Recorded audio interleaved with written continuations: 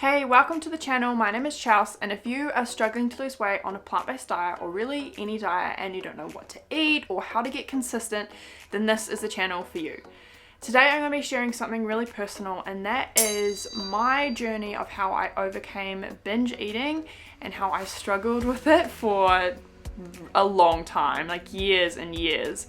I'm going to share with you the top 4 reasons that I was stuck in this cycle. I think it's going to help you to put things in place to get out of it as well.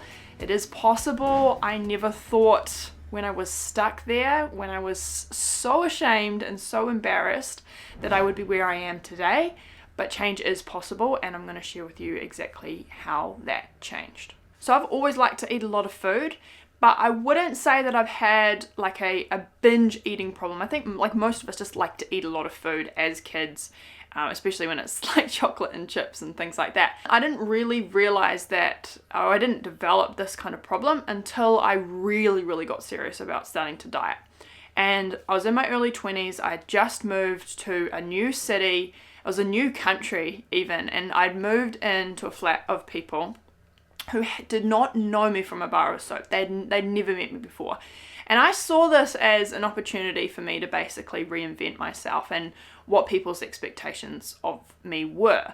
And I thought, okay, if I say that I'm vegan, if I put these things and I say like, this is what I eat, this is what I don't eat, right off the bat, then it's going to make it so much easier for me to stick to it, because no one knows that I was doing something completely different the day before. And I remember the very first day that I arrived, the flat was doing like a McDonald's breakfast or something like that. And they're like, what do you want? What can we get you? And I was like, no, I'll just eat fruit. I don't eat that. I'm vegan. And they had no idea that the week before I would have been like, yes, sign me up for McDonald's. And at this point, I'd had like the past 6 months, I'd gained quite a lot of weight. I was so desperate to get skinny, and I thought that if I could get really skinny, then I would be happy and I'd be happy with my body. I had a perception that skinny people didn't eat much, that they didn't really care about food that much. They were kind of like, food, like I can just skip a meal. They weren't obsessed with it, and I thought that skinny people were okay with going hungry. And there's this kind of stupid line in a movie, which is a tween chick flick that I saw when I was young. The main character sees one of the girls eating ice cream, and the main character, like she's blonde, she's pretty, she's really skinny. She sees the girl sneaking ice cream at night, and she's like, ew, gross, that's disgusting. And I kind of developed, or I had this preconception that I had to see those kind of foods as gross. Like that if I wanted to be skinny, I was going to turn my nose down at that food. Like I was going to be better than like processed food and ice cream and things like that. But obviously I wasn't. I'm like everyone. I love burgers, I love chips, I love eating ice cream. But this is what I thought, and this is really key, is I thought that the kind of person I needed to be would turn up their nose at food. They didn't mind being hungry. They were kind of different to everyone else. So I started this massive restrict cycle where I would try and eat 1,500 calories a day. I would eat very small breakfast, like a couple of pieces of fruit, some nuts, and I would always feel really guilty if I would eat like 2 mangoes. Like I would say, okay, you can eat 1 mango and like a tiny handful of almonds. And sometimes I'd be so hungry that I would eat 2, and I would feel so guilty and ashamed.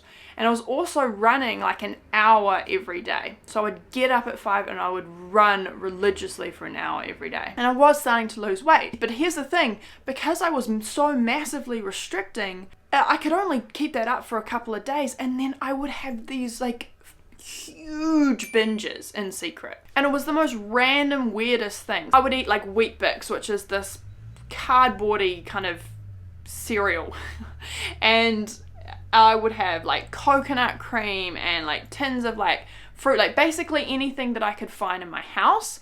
I would do that. I'd be like putting peanut butter into things like dal and curry, which like there's no point to that, but it was just this kind of pendulum swing from the restriction. So I'd feel terrible after these binges, and like I'd ruined all my progress. And then the way that I would get myself back on track would that I would look at inspiration. Like this is pretty bad. You can see that this is not a good cycle. And so I would go on Tumblr and like put a comment if you remember the days of looking on Tumblr for inspiration. It was terrible. I'd see all these like really, really skinny girls. I was like, yep, look, like that's what I want, that's what I want. And then I would feel so guilty and I would start that massive restriction again. And every single time that I had these binges, I had this just overwhelming thought that I was a failure, that I was so ashamed that I couldn't deal with a little bit of hunger, because I thought that's what skinny people do. They are okay with hunger. And I was so ashamed of my lack of willpower because I thought that's what it takes. And it was this confirmation that I don't have it. So that's kind of how the cycle started. But the upshot of that, when I got out of that cycle and I was like, no, I'm not going to restrict like that anymore. I couldn't. Like I did my time. It was like I couldn't do that. And the upshot was that I had this huge, huge fear of being hungry. So I went from eating pretty large portions to being like, I have to feel like painfully stuffed, especially at nighttime, because I'd had all those bad memories of going to bed at 8 p.m. with a growling stomach, and I was like, no, I can't do that anymore. It was just too kind of triggering for me to go to bed not feeling absolutely stuffed. And so that was something that I actually struggled with for so many years, probably like 7 or 8 years after my like very, very disordered eating in the beginning. So I learned about the raw food movement, and I was very attracted to it because people were eating huge amounts of foods, but they had abs, and that's what I wanted. I wanted the best of both worlds. And I know there's a lot of people who are very successful eating a raw diet, and I think that's great for them. But what happened for me in that was that I basically entered this very, very similar cycle where I would eat huge amounts of food, but then I would get hungry very soon afterwards because raw food digests very quickly. So I was still in this position where I would get incredibly hungry and I would want to alleviate that feeling of hunger. I was relying on so much willpower to stay fully raw, and then when that willpower would all run out, I was back to binging on high calorie, high processed, high like dopamine hit foods, because a 10 banana smoothie wouldn't cut it when I reached that hunger and willpower point. If you identify with any parts of my story and you feel like, hey, like I can relate to that, I would love to hear your story in the comments. So 2 key factors were at play as I was struggling through this binging. The first one was I had this response to restriction like a pendulum swing. I would restrict and then I would binge. And the second one was, like anyone, I have a natural affinity for processed foods. That kind of food was high dopamine, high pleasure foods for me. So I was naturally attracted to it in a way that I'm not attracted to broccoli. So let's talk about what changed. Before we get into it, I want to point out that there are lots of things that people mean when they say they have a binge eating problem. It's not a universal term. But from the hundreds of women that I've talked to about this problem, there are 2 main things that emerge. The first one is eating anything and everything, and lots of it. And the second one is eating lots of processed foods specifically. So they normally go hand in hand, but not always. Most people when they binge are reaching for Oreos and ice cream and chocolate. They are not reaching for broccoli and sweet potatoes. So most people when they talk about binging, they're talking about a problem where they are eating a lot of processed foods in those moments of binging. Some people do struggle with eating copious amounts of food that is still healthy, whole foods, and that is what they see as their binging problem. I'm going to be talking about the first one because it's far more common, but if you want to know more about both of these topics, then I covered them in a recent podcast episode, and I'm going to put the link in the description. So first thing I did to overcome my binging was I started to eat enough of the right kinds of foods that would keep me full for a long time. I wasn't eating 10 banana smoothies anymore because I wasn't full for very long after I did that. I wasn't eating fully raw and I wasn't eating small portions. I started eating high satiety index food. And what I mean by that is that food can have a lot of volume to it, things like vegetables and fruits, but it doesn't actually fill you for very long. Same with processed foods like crackers. Even if you eat a lot of it, you're not going to feel very satisfied. The most satisfying food on the planet is potatoes. That means that you really won't want to eat a lot after you have felt full. If you are struggling with binging, then hunger is not your friend in that. You do not have to beat hunger. You do not have to develop more willpower. If you start eating enough filling, whole food starches like potatoes, sweet potatoes, whole grains and legumes and beans, then you're going to find that that gets automatically easier because you're not trying to beat hunger. So with that as well, I stopped compensating for my binges. I recognized that hunger was the biggest obstacle to me actually stopping a binge, so I wouldn't get hungry after a binge. I didn't have like a reset day. I didn't try and restrict my calories after I'd had a binge. I still ate enough to feel full so that I wasn't getting into that cycle again. And I stopped believing the lie that skinny, lean people are people that are hungry. I am leaner now than I have ever been in my adult life, and I do not have to deal with hunger. I eat as much as I want. If you think that you need to go hungry to lose weight, you are believing a lie. Knowing that I needed to feel full and satisfied, and that was the most important piece of the puzzle when it came to overcoming my binging problem, was something that I started to apply to every area of my life. I stopped saving up calories for if I was going to go out to eat because I knew that would lead to a binge. I stopped leaving the house without food and instead brought potatoes with me, even if I was just going out for a couple of hours. Feeling full and satisfied in my diet was the first revolutionary step to help me overcome my binging. Number 2 was I stopped seeing myself as a failure. Now, I'm going to put a bit of a disclaimer on this. I do still see myself as a failure a lot of the time. We all do. We all struggle with those feelings of inadequacy and not meeting the mark. But what really changed was I stopped seeing this desire that I had for processed food as something that meant that I was weak. When I started to research and understand what processed food, and I'm talking about things like sugar, donuts, oil, what it does to your brain, and it lights up a huge amount of dopamine in your brain. It is a hugely pleasurable experience, and we're hardwired to seek those pleasurable experiences. So rather than see myself as a failure for wanting to eat them, I started to think, okay, I need to actually create a system that works with my natural affinity for those foods, and that the system helps me change rather than I rely on willpower. So I cleaned up my environment. I stopped having those foods in my environment, and if they were, I'd put them up at a high shelf, or I'd put them in containers where I couldn't see them. If I did have a binge, or if I did start eating like a ton of processed food, when I did that, I didn't see that as like a failure on my part. I saw it as a natural thing that was going to happen when I started eating it, because, or it was at least something that would be a tendency for me, because it really does make me feel good when I'm eating it. So I stopped beating myself up when I had a binge or when I failed, and I started asking questions like, how can I improve the system so that that is less likely? I didn't ignore that I have this natural weakness. I started working with that. So I started thinking again, like, well, you know, it's going to be mostly a struggle if I'm hungry. So again, going back to that hunger thing, eating enough food.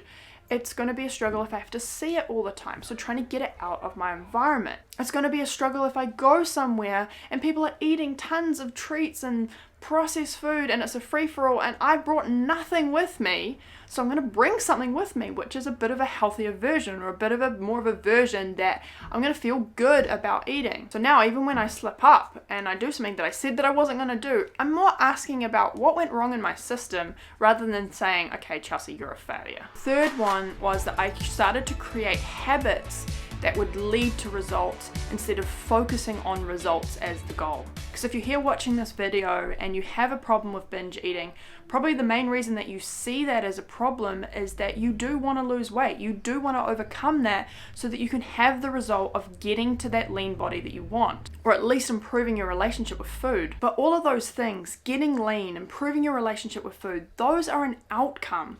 They're an outcome of actions that have happened again and again and again. So instead of focusing on that as the goal, like I want to lose 1 pound this week, or I want to lose 50 pounds by Christmas, I started focusing on goals that were related to habits I could implement every single day. There goes by a motorbike.